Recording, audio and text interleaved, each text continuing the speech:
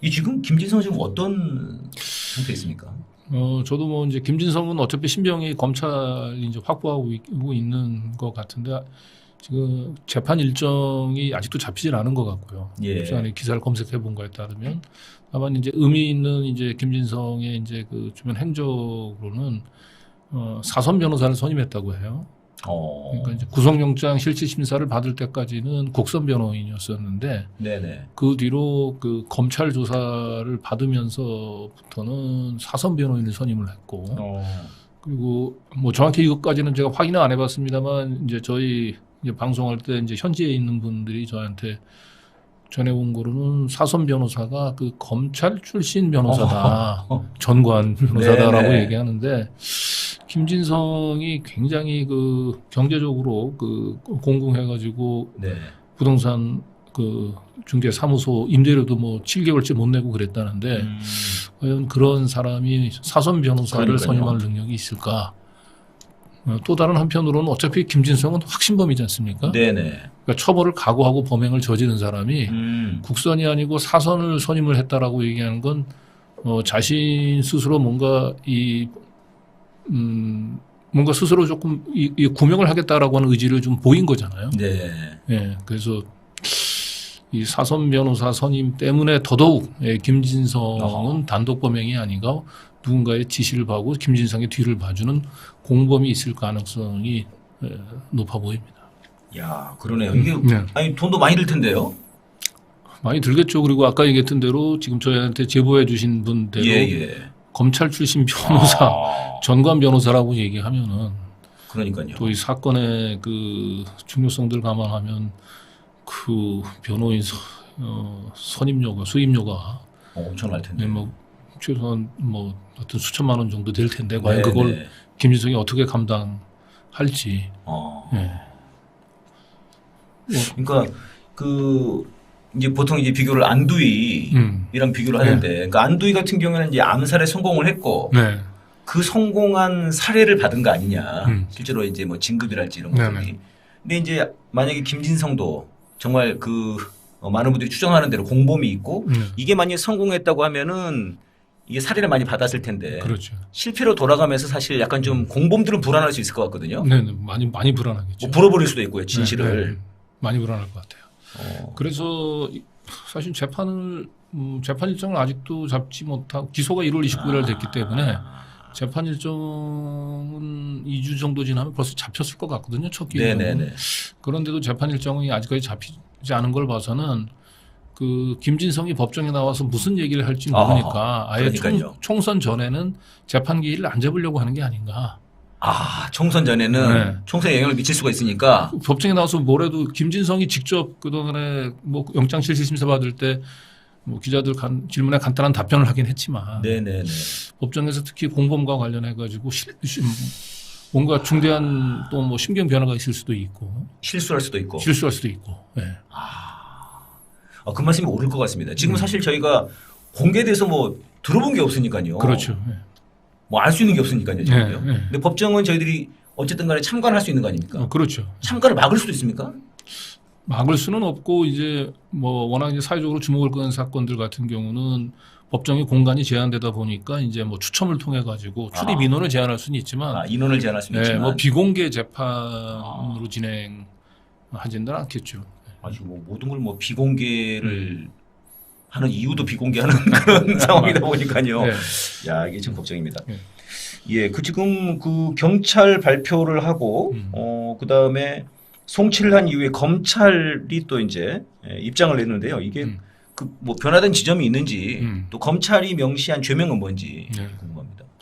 일단은 검찰이 이제 명시한 죄명은 이제 그 경찰에서 송치할 때보다 추가가 된 건 있어요. 예. 그 살인미수죄는 동일하고 거기에 이제 검찰이 그 공직선거법 위반을 추가를 했습니다. 네. 그러니까 이곳은 이제 김진성이 범행을 저지른 목적이 그 4월 총선에 영향을 미칠 목적으로 범행을 저질렀다고 이제 판단해서 선거법 위반까지 이제 네네. 추가로 기소한 것 같은데 제가 볼 때는 뭐 그 검찰이 그냥 경찰 그 맹탕 수사 결과 발표를 그대로 검찰로 반복하게 되면 돌아올 좀 비난 여론을 의식해서 뭐 조금 더 자기는 한다고. 추가로, 예.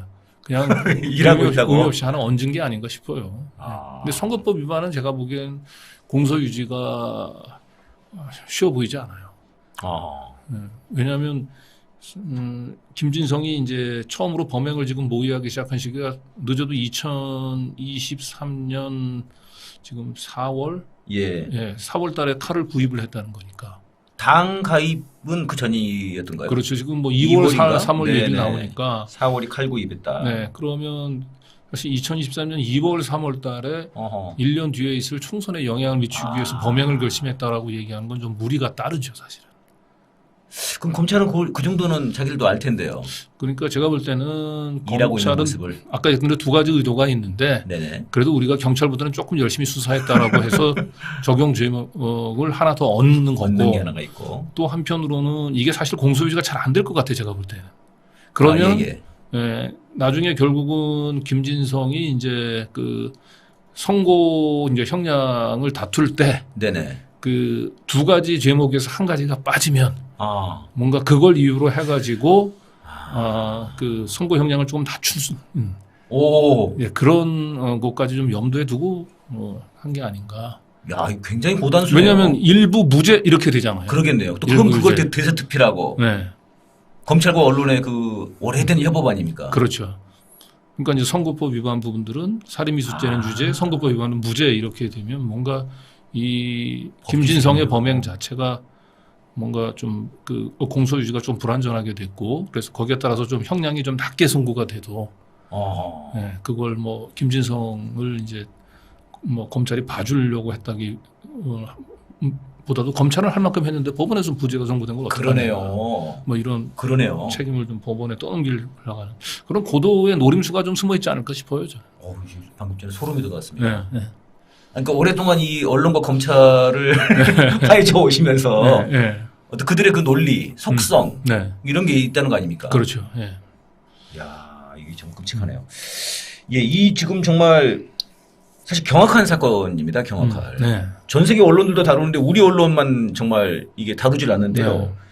달랑 2명이 기소가 됐습니다. 그렇죠.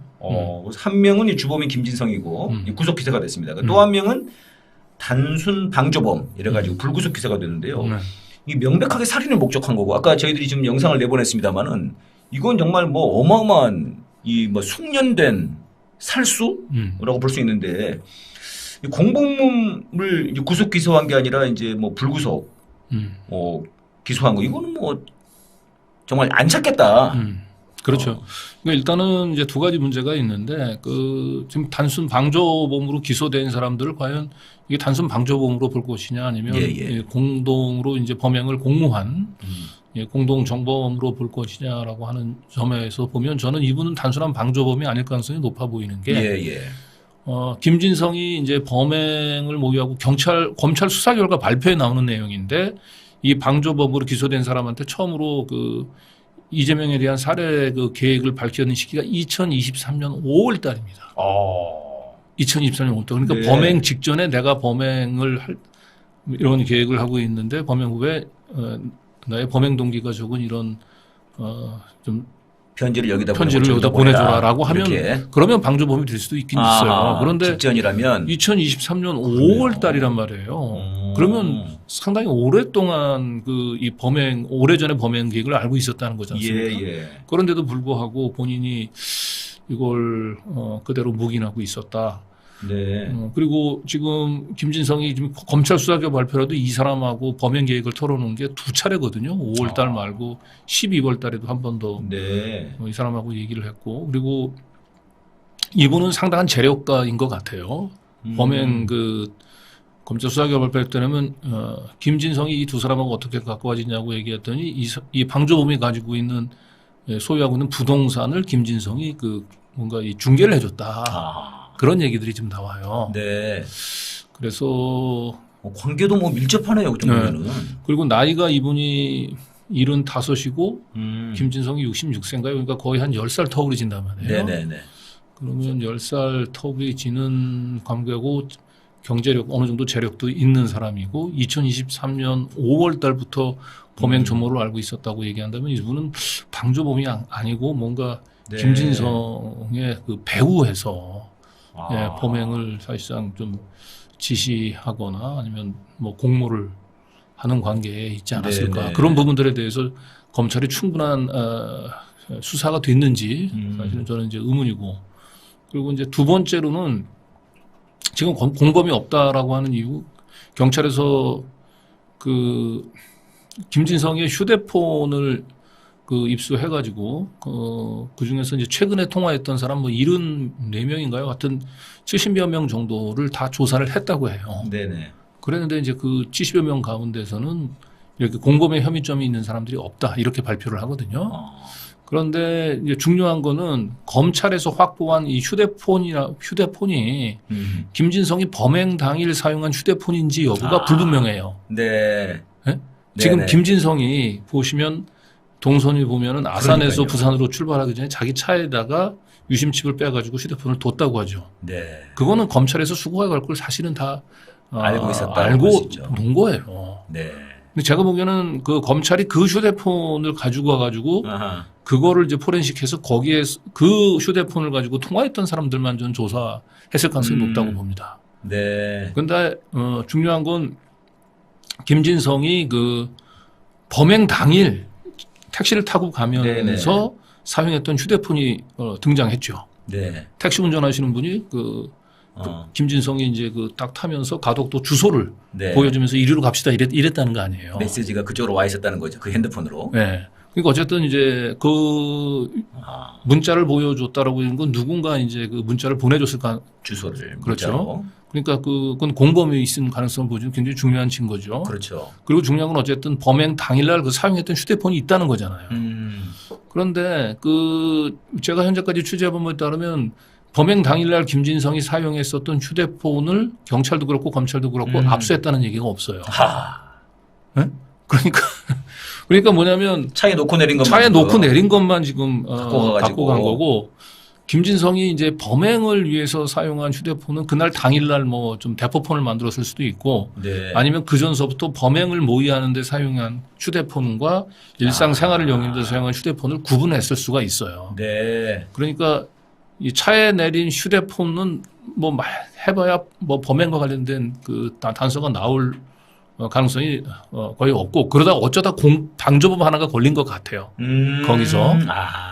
네, 그런데 진짜로 공범을 찾기 위해서는 김진성이 범행 당일날 사용했었던 택시 운전기사한테 네네. 이리로 갑시다라고 보여줬던 그 휴대폰. 네네. 그 휴대폰을 사실은 압수해서 포렌식을 진행했어야 되는데 네. 제가 볼 때는 그 휴대폰을 입수했다라고 하는 그런 얘기는 없어요 지금. 사실은 검찰이나 경찰 입장에서는 이거 자체도 사실은 뭐 전혀 말을 하질 않은 거고요. 네. 휴대폰이 2개였다. 네. 뭐 이런 것도 전혀 없고 당일 휴대폰을 했다는 말도 없는 거고 이거는 사실 기자님이 직접 내려가 가지고 현장 취재를 하시면서 발견해내신 그렇죠. 거니까. 그렇죠. 만약 그렇지 않았다면 그 핸드폰이 있었는지도 몰랐을 것 같은데요. 아마 아무도 그 자체를 언급을 안 했을 거예요. 그러니까요. 그 택시 운전사 자체도 수사를 수사는 조사는 했겠지만 네네. 조사 결과 발표하는데 포함시키지도 않았을 거예요.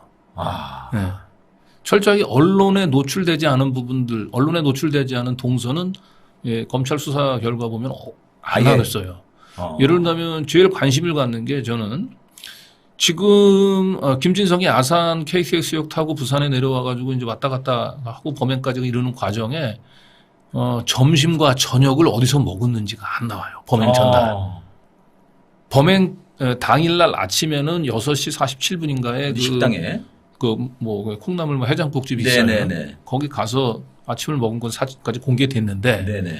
정작 범행 전날 그러니까 봉하마을에서 점심을 먹었다면 봉하마을에서 점심을 먹었을 거고요. 네네. 저녁을 먹었다면 이제 가덕도 그 인근 뭐 숙소나 이제 그쪽에서 먹었을 텐데 어디서 누구랑 저녁을 먹었는지 부분들이 전혀 공개가 안 되고 있어요.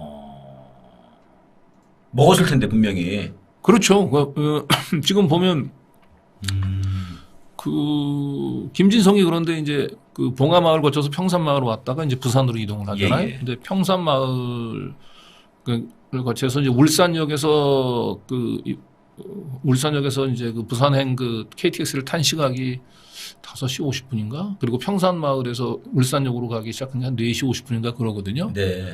그 4시 50분부터 시작해가지고 요 부산 요 가덕도까지 도착한 게 7시 40분인가 그런데 그 사이에 저녁 먹을 시간이 없어요.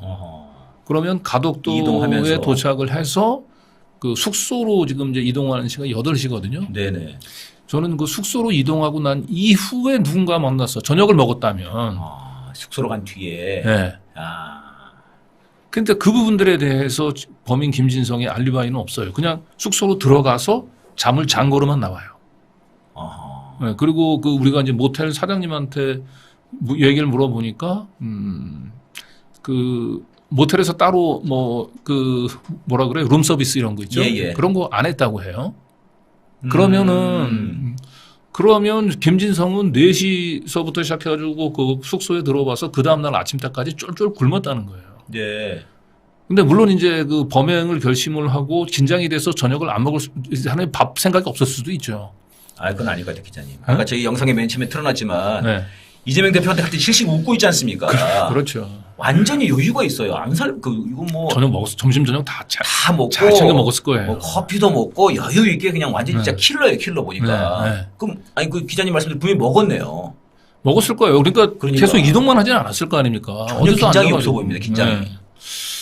근데 그게 안 나온다. 안 나와요. 점심하고 저녁을 어디서 먹었는지가 안 나와요. 그러니까 이것만 봐도 굉장히 계획적이고 은폐되고 실제로 제가 움직인 게 그런 사람이기 때문에 이게 사실 이 방조범이라고 하는 존재도 이게 그냥 방조범이라고 볼 수 있냐. 그렇죠. 공범일 가능성이 높은 거고요. 그렇죠. 또 더 찾아내려면은 그 당일날 썼던 핸드폰을 찾아야 되는데 그거를 포렌식을 해야 되는데 전혀 하지 않고 있다. 그거 알 텐데요. 경찰도 검찰도. 네. 야, 이거 완전히 눈 가리고 아웅입니다.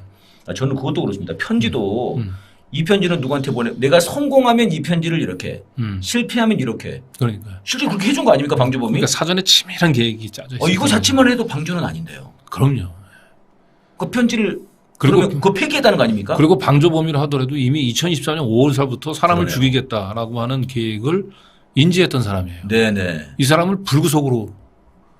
그러니까요. 그냥 이런 구속 기소해야죠. 물론 고령이라고 하는 점, 고령인 점을 감안하면 왜 안혜욱 회장님 같은 분들은 그렇습니다. 구속영장을 청구합니까? 예전에 뭐 문익환 목사님이나 뭐 일은 넘었다고 한들 뭐 봐줬습니까? 예. 예. 지금 이제 그러니까 공범 수사에 대해서 아예 뭐 미흡한 정도가 아니라 은폐하려고 하는 거 아니냐 이런 그렇죠. 생각이 들 정도인데요. 네. 그러니까 뭐 벤츠 차주, 뭐 동승자, 그다음에 투싼 차량에 동승했던 분들은 수사 의지가 없어 보인다라고 말을 하는 지경이란 말입니다. 네. 이런 걸 봤을 때 이게 검찰과 경찰이 이 수사 자체에 의지가 없는 것 아니냐. 그럼 이거 뭐 수사하지 말라는 지시가 있었던 건지. 처음서부터 이 단독 범행으로 결론을 내리고 네네. 그 공범과 관련된 거에 대해서 공범 가능성을 사실상 차단하는 그런 무언의 수사 가이드라인이 저는 경찰 수사 단계 때부터 내려가지 않았을까. 네. 뭐 구체적인 지침으로 내려가지 않는다 하더라도 경찰 그 수사 라인 전반의 암묵적인 분위기가 이거는 그냥 단독 범행이야. 네네. 그리고 이제 그런 그 경찰의 그 내려졌던 수사 가이드라인이 검찰 수사 때도 저는 그대로 작동이 된 게 아닌가. 네. 막 그 막연한 뇌피셜이 아니고 저는 그걸 보여주는 몇 가지 이제 제 이제 취재에서 얻은 이제 단서가 있는데 우선 첫 번째로 네. 그 벤츠 차주 있잖아요. 예. 벤츠 차주 이분은 굉장히 중요한 참고인이에요. 왜냐하면 김진성이 이 가덕도에 와서 범행 전날 네네. 가덕도에 온 김진성을 숙소까지 차량으로 바래다 준 사람이에요. 예. 굉장히 중요한 참고인이지 않습니까? 그렇죠. 그리고 그때 차량으로 바래다 줄 때 또 이 벤츠 차주의 조카도 동승을 하고 있었고요. 근데 이 중요한 참고인들 2명을 경찰이 불러서 조사한 시간이 15분이에요. 15분? 15분. 네. 안녕하세요 하고 이제 뭐 커피 한잔 하시자고 끝났겠는데요. 네, 그리고 이 두 사람을 그 분리해서 신문한 게 아니고 그 한 공간에다가 한 사람을 옆에다가 이렇게 앉게 해놓고 그 사람이 다 듣는 상태에서 신문을 한 거예요. 그리고 난 뒤에 나오세요. 그리고 두 번째 앉아있는 사람 불러가지고. 예. 그럼 그 사람 바로 앞에서 얘기하는 거 진술했잖아요. 그냥 그 맞춰서 진술하면 돼요. 그렇게 15분 만에 끝냈어요. 야. 그리고 휴대폰, 이 사람들 쓴 휴대폰, 안 열어봤어요. 어. 그리고 이 사람들이 이용했던 차량 블랙박스 안 열어보고. 네, 수거 안 해갔어요. 네. 그럼 이게 제대로 수사하려는 의지가 있는 거 아니에요? 아니잖아요. 그렇죠. 네, 그래서 그 벤츠 차주와 관련된 이 부실 수사, 예, 사실상 뭐 부실 수사가 아니고 사실은 네네. 이건 뭐 은폐 수사인데, 그 제가 문제점 집요하게 제가 이제 지적을 했죠. 예, 예. 그러니까 이제 검찰 수사할 때는 이제 그걸 의식해서 그런지 검찰이 저희 그 뉴탐사 그를 열심히 봤다고 하더라고요. 다들 봤다고 하는데. 그래요. 그런데 이 경찰에서 송치해서 검찰 수사가 시작됐을 때 제일 먼저 부른 참고인이 누구냐면 벤츠 차주. 예. 그다음에 조카였어요. 네네. 이제 거기가 이 공범 가능성을 차단하려면 거기가 제일 중요한 참고인이라고 봤던 것 같아요. 약한 고리라고 봤겠죠. 예, 예. 그러니까 이제 그 사람들을 이제 불러가지고 첫 번째 참고인으로 조사를 했는데 첫날 이때는 얘기를 들어보니까 한 3시간 수사했다고 하더라고요. 15분은 너무했다 생각한 거군요. 네, 3시간 15분은 좀 동안 너무한다. 수사를 했는데 사실 그런 얘기를 저희한테 사실은 얘기를 해주면 안 되는데 제가 이제 벤츠 차주하고 같이 조사를 받았던 조카분한테 가서 물어봤더니 직접 연락을 하신 거예요. 찾아갔죠. 찾아가셨어요. 야, 가덕도까지. 진짜. 정말 탐사 네. 기자다우십니다, 진짜. 네, 네. 그래서 찾아갔는데 이제 그분이 뭐라고 얘기하냐면 검찰 이제 수사관인지 검사인지 모르겠는데 처음 건네는 얘기가 어차피 이거 다 끝난 사건인데 네. 라고 하면서 조사를 시작하더라는 거죠. 검사가. 네. 아니 검사인지 수사관인지 잘 모르겠는데. 잘 모르겠는데 누가 와서 네. 어차피 다 끝난 사건인데. 암시해주는 방향을 제시해주네요. 네, 그런 거죠. 그렇게 어차피 다 끝났다. 야, 이건 진짜 너무하네요. 네, 그 다음에 아까 그 택시 운전사 있잖아요. 예, 공범의 예, 가능성을 보여주는 택시 운전사분도 이제 원래 경찰 단계에서는 이분도 이분이 15분인가? 벤츠 차주하고 조카가 한 30분인 그런 것 같으네요. 뭐 15분이나 30분이라는데. 예, 예. 그래서 이분도 검찰에서 불러가지고 그때도 이분도 한 3시간 정도 조사를 하긴 했죠. 검찰에 가가지고. 근데 이분이 이제 그 문자를 이제 보여주면서 네네. 이게 문자는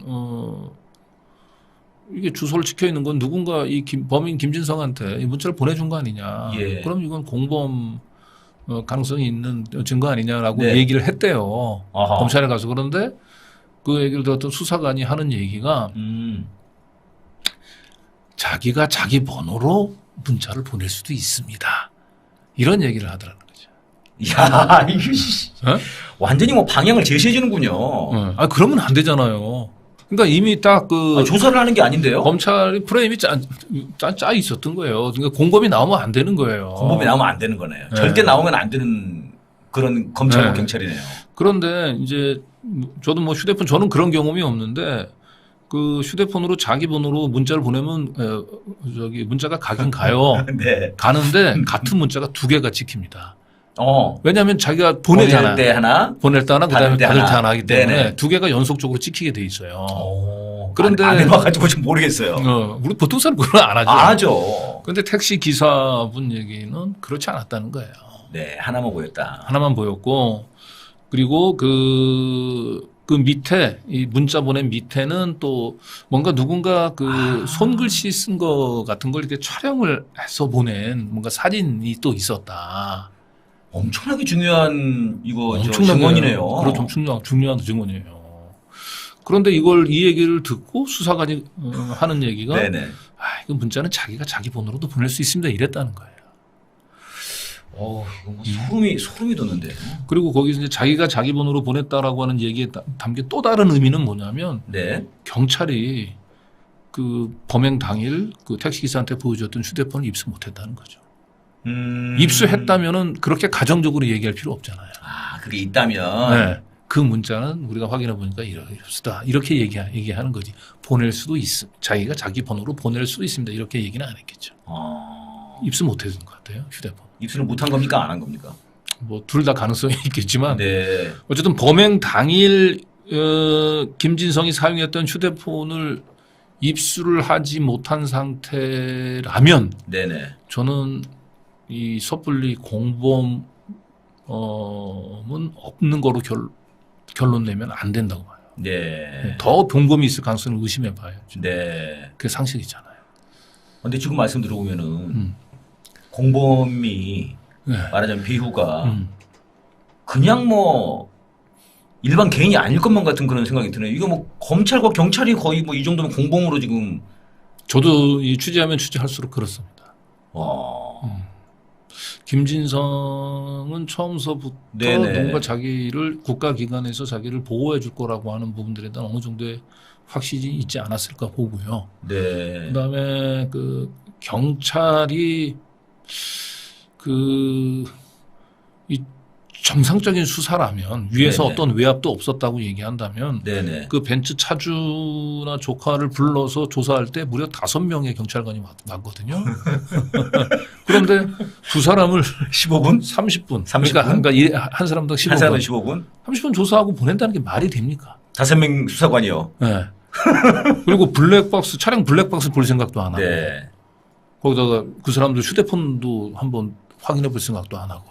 야. 그 사람들이 말만 한 그러니까요. 진술만 듣고 보냈다고 하는데 그러면 이거는 사실은 위에서 그 수사를 단독 범행으로 결론 내고 공범 부분들에 대해서는 철저하게 잘 좀 은폐하고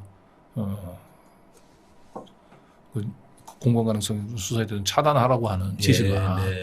지시가 난 내려가지 않았으면 상식적으로 경찰들이 이렇게 움직였겠냐. 네. 네.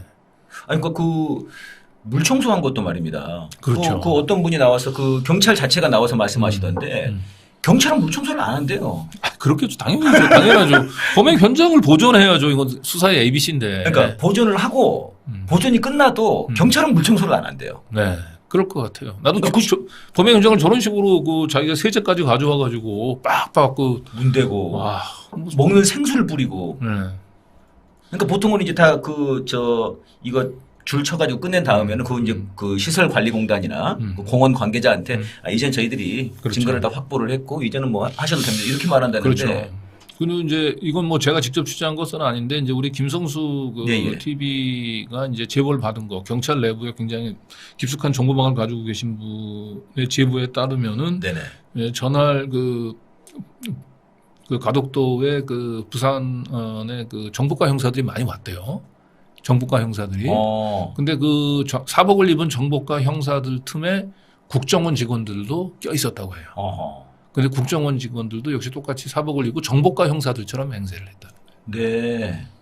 그리고 그 많은 이제 언론에 많이 보도가 됐죠. 이재명 그 대표가 이제 그 부산에서 서울로 이렇게 헬기로 그 이송되는 네네. 전원되는 그 사진도 사실 정보과 형사가 아니고 국정원 직원이 찍은 사진이다. 네, 그런 얘기가 있어요. 그러면 사실은 이제 뭐 야당 대표가 방문하는 그 현장에 정보과 형사가 오는 것 정도까지는 뭐 이해가 갈 수 있는데 네네. 거기에 국정원 직원이 처음부터 대기하고 있었다면 국정원은 뭔가 여기서 변고가 터질 걸 사전에 알고 있었던 게 아니야. 그리고 사건이 발생하자마자 조직적으로 당초 짜여진 시나리오에 따라서 범행 현장을 흔적을 은폐하려고 했던 게 아니냐. 뭐 그런 의심을 충분히 할 만하죠. 그러니까 지금 그 말씀이 일리가 있는 것이 국무총리실에서 내보낸 문자 그게 이제 기본 테러니 아니냐 이 결정을 하는데 이게 국정원이 해야 되는 거라고 하더라고요. 그러면 그 뒤에라도 그러니까 그 범행이 이루어진 그 뒤에도 국정원이 갔어야 되는데 뭐 거기 갔다 안 갔다를 또 번복하더라고요. 그렇죠. 근데 말씀 들어보면 이미 그 전에 가 있었던 거다 국정원이. 와 이거는 은폐 정도가 아니라. 네, 근데 그거는 이제 제가 지금 직접 취재한 게 아니라서. 네네네. 그거는 이제 그런 제보가 있었다는 얘기만 제가 전해 드리는 거고. 근데 정보과 형사가 있었다는 것도 이상하네요. 네, 그렇죠. 네. 그것도 그 정보과 형사가 있었다는 것은 아직 팩트로 인정이 아니요, 정보과 형사도 있었던 건 맞는 것 같고요. 그리고 그거는 정보과 형사들은 갈 수는 있을 것 같아요. 뭐 하다못해 우리 무슨 집회 같은 거에도 정보과 형사들이 나오긴 하니까. 당대표가 이제 움직이니까. 당대표가 그러니까 움직이니까. 그런군요. 이게 뭐 워낙 진실이 밝혀지는 게 없다 보니까 뭐 의혹들이 커지고요. 네, 맞습니다. 지금 국정원까지 가 있어서 이러면 진짜 이게 보통 일이 아닌데요. 이게